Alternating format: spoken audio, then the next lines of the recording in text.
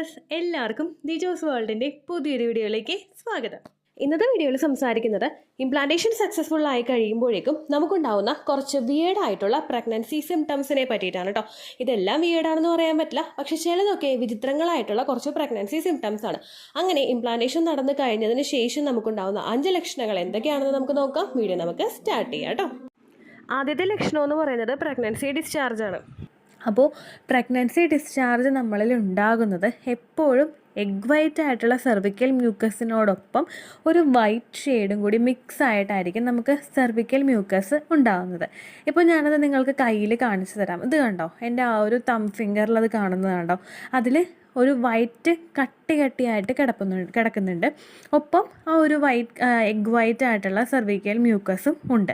ഈ വൈറ്റ് കളറിലെ ഡിസ്ചാർജ് ഒരു കട്ടിയായിട്ട് വന്നിട്ട് ദെൻ ഈ ഒരു സെർവിക്കൽ മ്യൂക്കസ് ഇങ്ങനെ ചുറ്റും വന്നതായിരുന്നു എൻ്റെ മോനെ ഞാൻ ഗർഭിണിയായിരുന്നപ്പോൾ എനിക്കുണ്ടായിട്ടുള്ള പ്രഗ്നൻസി ഡിസ്ചാർജ്. തുടക്കത്തിലെ മനസ്സിലായത് ആ ഒരു ലക്ഷണവും കൂടി കണ്ടതുകൊണ്ടായിരുന്നു. ജസ്റ്റ് ആ ഒരു സെർവിക്കൽ മ്യൂക്കസ് വന്നിട്ട് ആ സെർവിക്കൽ മ്യൂക്കസിന് ഒരു വൈറ്റ് കളറിലുള്ള, നമ്മുടെ മിൽക്കി വൈറ്റ് ആയിട്ടുള്ള കളറിലുള്ള ഒരു കുത്തു പോലെ ഒരു ഡിസ്ചാർജ്, ഒരു റൗണ്ട് കുഞ്ഞു ബോൾ പോലെയുള്ള ഡിസ്ചാർജ് അതിനകത്ത് ഉണ്ടായിരുന്നു. ദെൻ അതിന് ഫുള്ള് സറൗണ്ട് ചെയ്തുകൊണ്ടിരുന്നത് നമ്മുടെ ആ എഗ് വൈറ്റ് ആയിട്ടുള്ള ഓവുലേഷൻ സമയത്ത് ഉണ്ടായിട്ടുള്ള സെർവിക്കൽ മ്യൂക്കസ് ആയിരുന്നു. ഇത് ഒരു തരത്തിൽ നമുക്ക് കാണുന്ന ഒരു ടൈപ്പ് വജൈനൽ ഡിസ്ചാർജാണ്. നിങ്ങൾ ഗർഭിണിയാകുമ്പോൾ കാണുന്ന ഒരു ടൈപ്പ് വജൈനൽ ഡിസ്ചാർജ് ഇതാണ്. ഇനി രണ്ടാമത്തെ പ്രഗ്നൻസി ലക്ഷണം അനുഭവപ്പെടുന്നത് നമ്മളുടെ ആ ഒരു ഇരിക്കുന്ന പോർഷൻ, നമ്മുടെ ബട്ടോക്സ് ഏരിയയിലാണ് ഈ ഒരു വേദന നമുക്ക് അനുഭവപ്പെടുന്നത്. ഇത് പ്രഗ്നൻസി ലക്ഷണമാണോ എന്ന് ചോദിച്ചു കഴിഞ്ഞാൽ തീർച്ചയായിട്ടും അതെ, ഇത് ഒരു പ്രഗ്നൻസി ലക്ഷണമാണ്. ഒരുപാട് നേരം ഇരിക്കുന്ന സമയത്തായിരിക്കും നമുക്ക് ഈ ഒരു വേദനയും ബുദ്ധിമുട്ടും ഒക്കെ അനുഭവപ്പെടുന്നത്. കുറേ അധികം നേരം നമ്മൾ ഇരുന്നിട്ട് ജോലി ചെയ്യുന്ന ആളുകൾ, അതായത് പുറത്ത് ജോലിക്ക് പോകുന്ന ആളുകൾ, ഇപ്പോൾ വീട്ടിലുള്ള വീട്ടമ്മമാരാണെങ്കിൽ തന്നെ പച്ചക്കറി അരിയാനോ മറ്റെന്തെങ്കിലുമൊക്കെ ചെയ്യാൻ വേണ്ടിയിട്ട് ഒരുപാട് നേരം ഇരിക്കുന്നുണ്ടെങ്കിൽ നമുക്ക് അങ്ങനെ ഇരിക്കാൻ പറ്റാത്ത ഒരു സിറ്റുവേഷൻ വരിക. ഇപ്പോൾ ഓൾറെഡി കോൺസ്റ്റിപ്പേഷൻ്റെ ബുദ്ധിമുട്ടൊക്കെ ഉള്ളവർക്ക്, പൈൽസിൻ്റെ ബുദ്ധിമുട്ടൊക്കെ ഉള്ളവർക്ക് ഈ ഒരു സിറ്റുവേഷൻ ചിലപ്പോൾ ഉണ്ടാകാനായിട്ട് ചാൻസ് ഉണ്ട്. എന്നാൽ അങ്ങനെ ഒന്നും ഇല്ലാത്ത ഒരാളാണ് നിങ്ങളെങ്കിൽ പെട്ടെന്ന് ഈ ഒരു ബുദ്ധിമുട്ട് അനുഭവപ്പെടുന്നുണ്ടെങ്കിൽ അത് പ്രഗ്നൻസി ആകാനായിട്ടും ചാൻസ് ഉണ്ട്.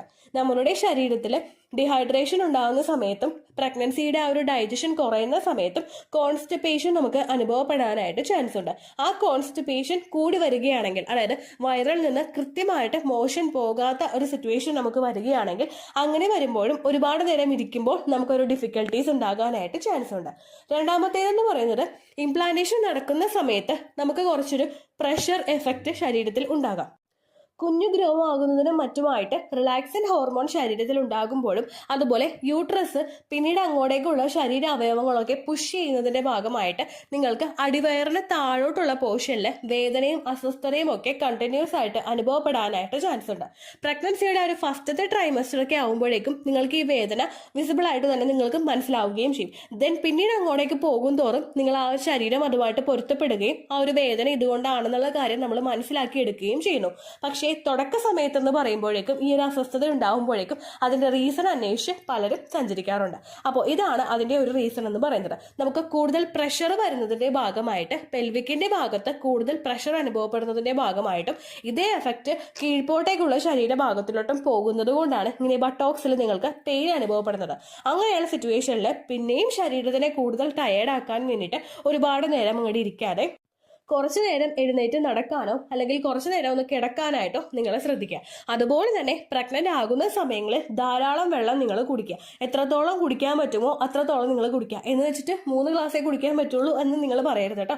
ഒരു 2 ലിറ്റർ വെള്ളമെങ്കിലും ഒരു ദിവസം നിങ്ങൾ കുടിക്കുക. നിങ്ങളുടെ ശരീരത്തിൽ കൃത്യമായിട്ട് ശരീര അവയവങ്ങളുടെ വർക്കിംഗ് നടക്കുന്നതിനും അതുപോലെ കുഞ്ഞിനെ നറിഷ് ചെയ്യുന്നതിന് വേണ്ടിയിട്ടും, അതുപോലെ നിങ്ങൾ പ്രഗ്നന്റ് ആകുന്ന സമയം മുതൽ തന്നെ നമ്മുടെ ബ്രസ്റ്റ് മിൽക്കിന്റെ പ്രൊഡക്ഷൻ കൃത്യമായിട്ട് നടക്കാനും ഡെലിവറി കഴിഞ്ഞിട്ടുള്ള സമയങ്ങളിൽ ബ്രസ്റ്റ് മിൽക്കിന്റെ പ്രൊഡക്ഷൻ എൻഹാൻസ് ചെയ്യാനൊക്കെ വേണ്ടിയിട്ട് ധാരാളം വെള്ളം കുടിക്കുന്നത് നിങ്ങളെ സഹായിക്കും കേട്ടോ.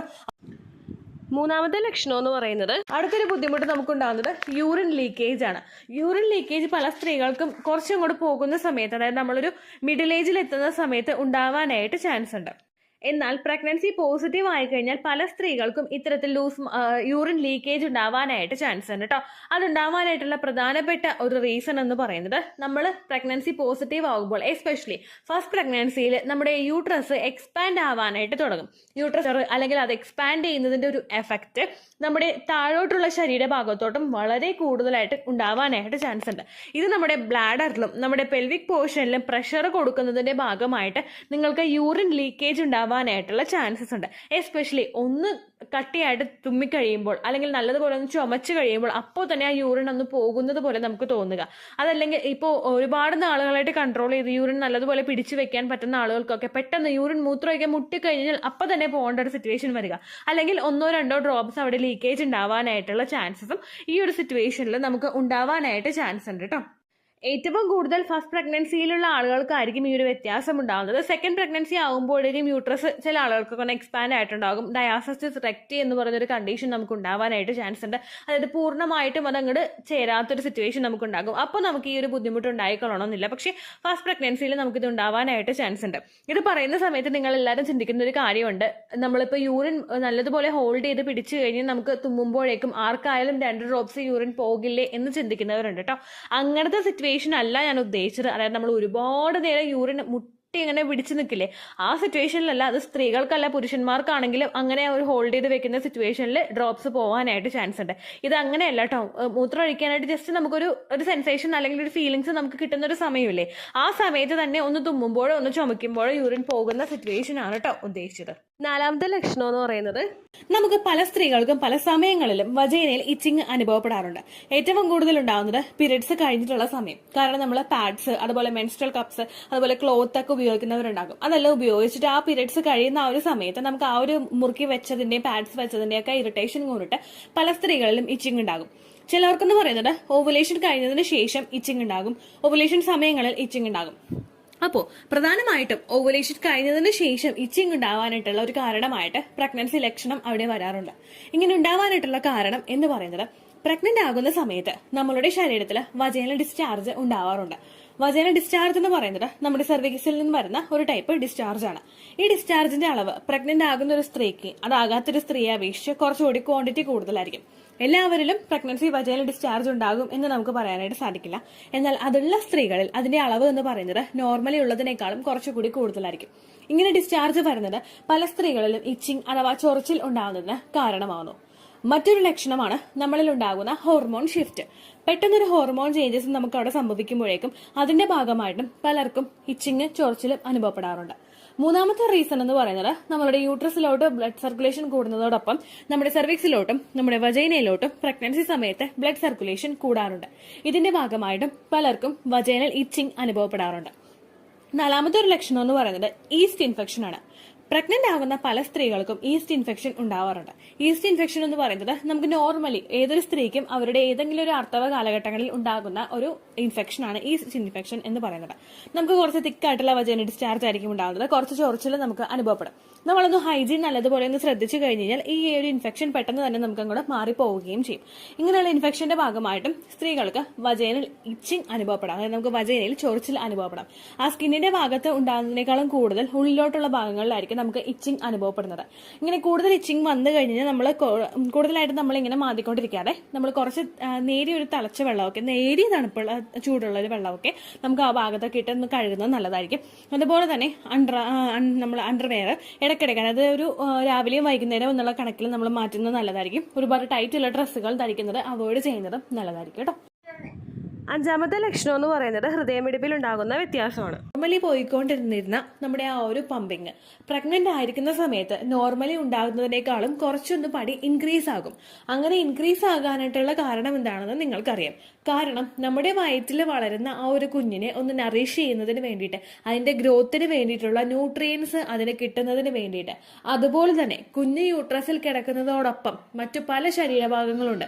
അതായത് നമ്മുടെ ബ്രസ്റ്റ്, നമ്മുടെ സെർവിക്സിന്റെ ഭാഗങ്ങൾ, അതുപോലെ നമ്മുടെ വജൈനയുടെ ഭാഗങ്ങൾ, ഇവിടേക്ക് എല്ലാ സ്ഥലങ്ങളിലോട്ടുള്ള ബ്ലഡ് സർക്കുലേഷൻ നോർമലി ഉണ്ടായതിനേക്കാളും അപേക്ഷിച്ച് കുറച്ചും കൂടി കൂടുതലായിരിക്കും. അങ്ങനെ വരുന്ന സമയത്ത് നമ്മുടെ ഹാർട്ടിൻ്റെ ഒരു പ്രവർത്തനവും അതിൻ്റെ പമ്പിങ്ങും ഒരു 30-50% വരെ ആ ഒരു പ്രഗ്നൻ്റ് ആയിരിക്കുന്ന സമയത്ത് ഇൻക്രീസ് ആകുന്നത് സ്വാഭാവികമാണ്. ഈ ഒരു സമയത്ത് ഹാർട്ടിൻ്റെ പമ്പിങ് ഇൻക്രീസ് ആകുന്നതിൻ്റെ ഭാഗമായിട്ട് നമ്മുടെ ഹൃദയമിടിപ്പിലും ഇടയ്ക്ക് ഒരു വ്യത്യാസം വരും. നമ്മുടെ ഹാർട്ട് ബീറ്റ് ഇടയ്ക്കിടയ്ക്ക് ചില സ്ത്രീകൾ പറയാറുണ്ട്, ഇങ്ങനെ നമ്മുടെ നെഞ്ച് നല്ലതുപോലെ ഇങ്ങനെ കടകടകടാന്ന് ഇടിക്കുന്നു എന്ന് പറയാറുണ്ട്. ഈ ഒരു ഹാർട്ടിൻ്റെ പമ്പിങ് വളരെയധികം ഇൻക്രീസ് ആകുന്നതിൻ്റെ ഭാഗമായിട്ട് നമുക്ക് ഇടയ്ക്കിടയ്ക്ക് ഒരു ഹൃദയമിടിപ്പ് കുറച്ചൊന്ന് കൂടുതലായിട്ട് അനുഭവപ്പെടുന്നു. നമ്മൾ നോർമലി ഒരു പൾസ് റേറ്റ് കൗണ്ട് ചെയ്യുന്നത് പോലെ നമുക്കിതിരുന്ന് കൗണ്ട് ചെയ്യുന്നത് കുറച്ച് ഡിഫിക്കൽട്ട് ആയിട്ടുള്ള ഒരു കാര്യമാണ്. എന്നാൽ നേരെ മറിച്ച് നമുക്ക് ഇടയ്ക്കൊക്കെ നമ്മുടെ ആ ഒരു പാൽപിറ്റേഷൻ, ഹാർട്ട് പാൽപിറ്റേഷൻ എന്നാ പറയുന്നത്, ഈ ഒരു ഹാർട്ട് റേറ്റിൽ നിങ്ങൾക്ക് ഇൻക്രീസ് വരുന്നുണ്ടോ എന്ന് നിങ്ങൾ നോക്കുക. നിങ്ങളുടെ ആ ഹൃദയമിടിപ്പ് നല്ലതുപോലെ കൂടുന്നുണ്ടെങ്കിൽ, ഒരു ഇംപ്ലാന്റേഷൻ കഴിഞ്ഞിട്ടുള്ള സമയത്തൊക്കെ ഏകദേശം നമുക്ക് പീരീഡ്സ് ഒക്കെ ഒന്ന് മിസ്സായി, പ്രഗ്നൻസിയുടെ ആയിട്ടുള്ള ലക്ഷണങ്ങളൊക്കെ നിങ്ങൾക്ക് കണ്ടുവരുന്നുണ്ട് എങ്കിൽ, ഈ ഒരു ഹൃദയമിടിപ്പിലും നിങ്ങൾക്ക് വ്യത്യാസം വരുന്നുണ്ടെങ്കിൽ അത് പ്രഗ്നൻസിയുടേതാകാനായിട്ടുള്ള സാധ്യത വളരെയധികം കൂടുതലാണ്. ഇതുപോലെ തന്നെ പാൽപിറ്റേഷൻ നമുക്ക് ഫീൽ ചെയ്യുന്ന മറ്റൊരു സ്ഥലമാണ് നമ്മുടെ വയറിന്റെ ഭാഗം. ഈ വയറിന്റെ ഭാഗത്തോട്ടുള്ള ബ്ലഡ് സർക്കുലേഷൻ അവിടെ കൂടുന്നതിന്റെ ഭാഗമായിട്ടാണ് ഇങ്ങനെ പാൽപിറ്റേഷൻ ഉണ്ടാകുന്നത് എന്നതിനെ പറ്റിയിട്ടുള്ള ഒരു വീഡിയോ നമ്മുടെ ചാനലിൽ ഞാൻ ഓൾറെഡി ചെയ്തിട്ടുണ്ടായിരുന്നു. നമ്മുടെ സ്റ്റൊമക് ബീറ്റിംഗ് എന്നുള്ള ഒരു ടൈറ്റിൽ വെച്ചിട്ടാണ് ആ ഒരു വീഡിയോ ചെയ്തത് കേട്ടോ. അങ്ങനെ പല ഭാഗങ്ങളിൽ നമ്മുടെ രക്തം പമ്പ് ചെയ്ത് കൂടുതലായിട്ട് പമ്പ് ചെയ്യുന്നതിന്റെ ഭാഗമായിട്ട് ഇത്തരത്തിലുള്ള പ്രവർത്തനങ്ങൾ അവിടെ സംഭവിക്കും. അപ്പോൾ ഇതിന്റെ ആ ഒരു ഉറവിടം വന്നിട്ടുള്ളത് നമ്മുടെ ഹാർട്ടിൽ നിന്നായതുകൊണ്ട് തന്നെ ആ ഒരു പമ്പിങ് എത്രത്തോളം ഫോഴ്സിലാണോ നമ്മളുടെ ശരീര ഭാഗങ്ങളിലോട്ട് എത്തുന്നത്, ഒരു 30-50% എങ്കിലും അവിടെ ഒരു പമ്പിങ്ങിന് ഗ്രോത്ത് ഉണ്ടാകും. അപ്പോൾ അങ്ങനെ ഒരു പമ്പിങ് നമ്മളുടെ ഹൃദയത്തിൽ നിന്ന് ഉണ്ടാകുന്നതിന്റെ ഭാഗമായിട്ട് നമുക്ക് ഇടയ്ക്കിടയ്ക്ക് അങ്ങനെയുള്ള ബീറ്റിംഗ് അനുഭവപ്പെടാനായിട്ട് സാധ്യതയുണ്ട്. നോർമലി നമുക്ക് ഈ ഒരു വ്യത്യാസം അനുഭവപ്പെടുന്നത് ഇംപ്ലാന്റേഷൻ കഴിഞ്ഞിട്ടുള്ള സമയങ്ങളിലായിരിക്കും. ഏകദേശം ഒരു ഫസ്റ്റത്തെ ട്രൈമസ്റ്റർ ആ ഒരു സമയമാണ് ആ ഒരു എംബ്രിയോ ഗ്രോ ആകുന്നതിന് ഏറ്റവും കൂടുതൽ ക്രൂഷ്യൽ ആയിട്ടുള്ള ഒരു ടൈം പീരീഡ്. കാരണം നമുക്ക് അങ്ങോട്ടേക്കാണോ ഇങ്ങോട്ടേക്കാണോ എന്ന് അറിയാത്തൊരു സമയമാണ് ആ ഫസ്റ്റത്തെ ഒരു ട്രൈമസ്റ്റർ എന്ന് പറയുന്നത്. ആ ഒരു സമയത്ത് ആ ഒരു എംബ്രിയോ നല്ല രീതിയിൽ ഗ്രോ ആകേണ്ടത് അത്യാവശ്യമായിട്ടുള്ള ഒരു കാര്യമാണ്. ഏറ്റവും കൂടുതൽ ന്യൂട്രിയൻസ് ഒക്കെ കൊടുത്തിട്ട് ഓക്സിജൻ റിച്ച് ആയിട്ടുള്ള ബ്ലഡ് സർക്കുലേഷൻ ഒക്കെ അവിടെ കൊടുത്ത് നല്ലതുപോലെ അതിനെ ഒന്ന് നറിഷ് ചെയ്ത് ആ ഒരു എൻവയോൺമെന്റിൽ അതിനെ നല്ലതുപോലെ ഒന്ന് പ്രൊട്ടക്ട് ചെയ്ത് കൊണ്ടുവരാനായിട്ട് ഈ ബ്ലഡ് ഫ്ലോ കൂടുന്നത് അതിനെ സഹായിക്കും. ഈ ബ്ലഡ് ഫ്ലോ കൂടിയതിനു ശേഷം ആ ഒരു ഗ്രോത്ത് അവിടെ ഉണ്ടാവുമ്പോഴാണ് നമുക്ക് ആ ഒരു ബേബി നല്ലതുപോലെ ഗ്രോ ആയിട്ടും സ്കാനിങ്ങിലും ഒക്കെ വിസിബിൾ ആയി തുടങ്ങുന്നത്. അപ്പോൾ ഏകദേശം നിങ്ങൾക്ക് ഈ ഒരു ലക്ഷണങ്ങളൊക്കെ കണ്ടുവരുന്നത് ഇംപ്ലാന്റേഷൻ കഴിഞ്ഞിട്ടുള്ള സമയങ്ങളിലായിരിക്കും. ഇംപ്ലാന്റേഷൻ കഴിഞ്ഞതിന് ശേഷം നിങ്ങൾക്ക് ഇത്തരത്തിലുള്ള ലക്ഷണങ്ങൾ ഫീൽ ചെയ്യുന്നുണ്ടെങ്കിൽ മസ്റ്റായിട്ട് നിങ്ങളുടെ ശരീരം ശ്രദ്ധിക്കുക കേട്ടോ. ഇത്രയേ ഉള്ളൂ വീഡിയോ. യൂസ്ഫുൾ ആയി കാണുമെന്ന് വിശ്വസിക്കുന്നു. യൂസ്ഫുൾ ആവുന്നുണ്ടെങ്കിൽ ലൈക്ക് ചെയ്യുക, ഫ്രണ്ട്സിനൊക്കെ ഷെയർ ചെയ്ത് കൊടുക്കുക കേട്ടോ. എന്തെങ്കിലും സംശയം ഉണ്ടെങ്കിൽ നിങ്ങൾ കമന്റ്സിൽ ചോദിക്കുക. പണ്ടത്തെ വീഡിയോയ്ക്ക് കമന്റ്സ് ഇടുന്നവർക്ക് റിപ്ലൈ ലഭിക്കുന്നില്ലെങ്കിൽ ലേറ്റസ്റ്റ് ആയിട്ട് ഞാൻ ഏത് വീഡിയോ ആണോ അപ്ലോഡ് ചെയ്യുന്നത് അതിന് താഴെ കമന്റ് ഒന്ന് കോപ്പി പേസ്റ്റ് ചെയ്യാനായിട്ട് ശ്രദ്ധിക്കുക കേട്ടോ. അതുപോലെ ഓവുലേഷൻ ഡേറ്റ് കാൽക്കുലേറ്റ് ചെയ്ത് തരാനായിട്ട് റിക്വസ്റ്റ് ചെയ്യുന്ന ആളുകൾ എത്രയാണോ സൈക്കിൾ ലെങ്ത് അത് മെൻഷൻ ചെയ്യാനായിട്ട് ശ്രദ്ധിക്കുക. സൈക്കിൾ ലെങ്ത് എന്നതുകൊണ്ട് ഉദ്ദേശിച്ചത് ഓരോ മാസവും എത്ര ദിവസം കൂടുമ്പോഴാണോ ബ്ലീഡിങ് വരുന്നത് അതാണ് സൈക്കിൾ ലെങ്ത്. കഴിഞ്ഞ മാസം ഒരു 8-ാം തീയതിയാണ് ബ്ലീഡിങ് ആയതെങ്കിൽ ഈ മാസം 6-ാം തീയതിയാണ് ബ്ലീഡിങ് ആയതെങ്കിൽ കഴിഞ്ഞ മാസം 8-ാം തീയതി മുതൽ ഈ മാസം 6-ാം തീയതി വരെ എത്ര ദിവസമുണ്ടോ അത് കാലണ്ടറിൽ എണ്ണി തിട്ടപ്പെടുന്നതാണ് നിങ്ങളുടെ സൈക്കിൾ ലെങ്ത്. സൈക്കിൾ ലെങ്ത് നമ്മൾ കൃത്യമായിട്ട് കാൽക്കുലേറ്റ് ചെയ്യുകയാണെങ്കിൽ ഓവുലേഷൻ ഡേറ്റ് എളുപ്പത്തിൽ കണ്ടുപിടിക്കാൻ വേണ്ടിയിട്ട് ഒരുപാട് ആപ്ലിക്കേഷൻസും ഒരുപാട് ഓൺലൈൻ ആയിട്ടുള്ള വെബ്സൈറ്റുകളും ഇന്ന് നമുക്ക് അവൈലബിൾ ആണ്. പ്ലേ സ്റ്റോറിൽ പോയിട്ട് ഓൺലൈൻ ഓവുലേഷൻ ട്രാക്കർ എന്ന് ടൈപ്പ് ചെയ്ത് കഴിഞ്ഞാൽ നിങ്ങൾക്ക് അതുമായിട്ട് ബന്ധപ്പെട്ടിട്ടുള്ള ആപ്ലിക്കേഷൻസ് കിട്ടും. അത് പറ്റുന്നില്ല എങ്കിൽ ഗൂഗിളിൽ പോയിട്ട് ഓൺലൈൻ ഓവുലേഷൻ കാൽക്കുലേറ്റർ എന്ന് ടൈപ്പ് ചെയ്ത് കഴിഞ്ഞാൽ അതുമായിട്ട് ബന്ധപ്പെട്ടിട്ടുള്ള വെബ്സൈറ്റുകൾ നിങ്ങൾക്ക് കിട്ടും. അതിൽ നിങ്ങളുടെ ലാസ്റ്റ് മന്തിലെ മെൻസ്ട്രേഷൻ്റെ ഡേറ്റും ഒപ്പം ഞാൻ ഈ പറഞ്ഞ രീതിക്ക് നിങ്ങൾ കാൽക്കുലേറ്റ് ചെയ്യുന്ന സൈക്കിൾ ലെങ്ത്തും എൻ്റർ ചെയ്ത് കൊടുക്കുകയാണെങ്കിൽ നിങ്ങൾക്ക് കൃത്യമായിട്ട് ഓവുലേഷൻ ഡേറ്റ് കണ്ടുപിടിക്കാനായിട്ട് സാധിക്കും. ഫെർട്ടൈൽ ടൈം പീരീഡും നിങ്ങൾക്ക് കിട്ടും. അതായത് എത്ര ദിവസം മുതൽ കോൺടാക്ട് ചെയ്ത് തുടങ്ങിക്കഴിഞ്ഞാൽ നിങ്ങൾ പ്രഗ്നൻ്റ് ആകും എന്നുള്ളൊരു ഡേറ്റും നിങ്ങൾക്ക് പ്രോപ്പറായിട്ട് കിട്ടും കേട്ടോ. ഇത് കാൽക്കുലേറ്റ് ചെയ്യുന്ന സമയത്ത് സൈക്കിൾ ലെങ്ത് കാൽക്കുലേറ്റ് ചെയ്യുന്ന സമയത്ത് നിങ്ങളുടെ ആ ഒരു കലണ്ടറിൽ നോക്കി തന്നെ നിങ്ങൾ കാൽക്കുലേറ്റ് ചെയ്യുക. പല മാസങ്ങളിലും 30-31 ദിവസമുണ്ട്, അതുകൊണ്ടാണ് അങ്ങനെ പറഞ്ഞത്. ഒപ്പം നിങ്ങൾക്ക് ബ്ലീഡിങ് തുടങ്ങിയ ദിവസത്തിന് വേണം നിങ്ങൾ ഡേ 1 ആയിട്ട് എടുക്കാൻ വേണ്ടിയിട്ട്. സ്പോട്ടിങ് തുടങ്ങിയ ദിവസത്തിനെ, അതായത് ചെറുതായിട്ട് ഡിസ്ചാർജ് പോയി തുടങ്ങിയ ദിവസത്തിനെ നിങ്ങൾ കൺസിഡർ ചെയ്യേണ്ട ആവശ്യം ഇല്ല കേട്ടോ. അപ്പോൾ ഇത്രയേ ഉള്ളൂ വീഡിയോ. അടുത്തൊരു വീഡിയോ ആയിട്ട് നമുക്ക് വീണ്ടും കാണാം. ബൈ.